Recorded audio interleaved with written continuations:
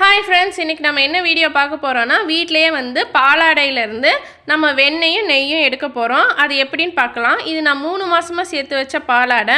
ஒரு மிக்ஸி ஜாரில் கொஞ்சமாக பாலாடையை ஃபஸ்ட்டு சேர்த்துக்கலாம். அதுக்கப்புறம் பார்த்திங்கன்னா ஐஸ் கட்டி சேர்த்துக்கலாம். இந்த பாலாடையும் ஐஸ் கட்டியும் மட்டும் போட்டு மிக்சியில் நல்லா வந்து ஸ்பீடாக வச்சு ஓட்டிக்கலாம். இதுக்கப்புறம் பார்த்திங்கன்னா கூட ஐஸ் வாட்டர் வச்சு திரும்பவும் நல்லா வந்து அடித்து எடுத்துக்கலாம். இப்போ பார்த்திங்கன்னா நமக்கு பாலாடையிலேருந்து வெண்ணெய் தனியாக பிரிஞ்சு வந்துடும். அந்த வெண்ணெயில் தண்ணி இல்லாமல் இப்படி நல்லா உருட்டணும் அப்படின்னா தண்ணியெல்லாம் வடிஞ்சு தண்ணி இல்லாமல் வெறும் வெண்ணெய் கிடச்சிடும். இதை வந்து வாஷ் பண்ணணும். அதனால் வந்து பக்கத்தில் ஒரு பவுலில் தண்ணி வச்சு நம்ம உருட்டி வெண்ணெயெல்லாம் ஃபஸ்ட்டு அதில் ஸ்டோர் பண்ணி வச்சுக்கலாம். இதே போல் என்கிட்ட இருக்கிற எல்லா பாலாடையிலையும் இருந்து உருட்டி வெண்ணெய் எடுத்து வச்சிட்டேன். பார்த்திங்கன்னா எனக்கு இந்த அளவுக்கு வந்து வெண்ணெய் கிடச்சிருக்கு.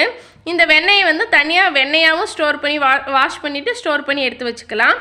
இது பார்த்திங்கன்னா ஒரு பவுல் அளவுக்கு எனக்கு வெண்ணெய் கிடச்சிருக்கு. இதை வந்து ஒரு கடாயில் தண்ணி இல்லாமல் அந்த கடாய் காஞ்சதுக்கப்புறமா இந்த வெண்ணெய் எல்லாத்தையுமே போட்டு நெய்யாக காய்ச்ச போகிறோம். இப்போ இந்த மாதிரி நிறைய காய்ச்சும் போது பொங்கி வரும். அப்போ நம்ம கரண்டியை வச்சு நல்லா கிண்டிக்கிட்டே இருக்கணும். இந்த சைட்லலாம் அடி பிடிக்காமல் இருக்க லைட்டாக வந்து சிம் பண்ணி லைட்டாக வந்து கிளறி கொடுத்துக்கிட்டே இருந்தீங்கன்னு வச்சுக்கோங்களேன், சூப்பராக நமக்கு வந்து நெய் காஞ்சிடும். இது காய்ச்சும் போதே நல்ல வாசமாக இருக்கும். வீடு ஃபுல்லாக நல்ல வாசமாக இருக்கும்.